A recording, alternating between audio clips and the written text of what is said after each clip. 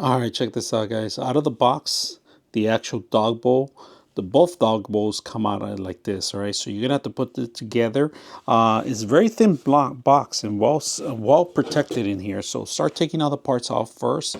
The instructions to make sure how to put it together. So let's go ahead and put it together, and then we'll talk about some of the details. All right, I'm gonna show you the side view. All right, now 2 screws on the top, 2 screws on the bottom to maintain the balance on it.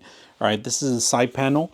The larger screws go on the bottom, all right, for the actual barrels, and this one goes on the top, the shorter one, all right. So there's two different sizes. They give you extra screws in case you have extra butterfly nuts, if you guys see them, all right. A smaller one and a larger one. So smaller ones go on the top, make it easier to maintain the level. If you want it, if it's too high, you could lower it down. All right. This could be for cats and dogs. It doesn't have to be tall dogs, but look at this. You could do as much, but then it's gonna kind of not even out properly. Right. So right now we're gonna stand it up. If you guys can see that, the two trays sit by side. All you got to do is you put your food, your water, and I do have large dogs, so this is a perfect size for him. So let's see how he likes it.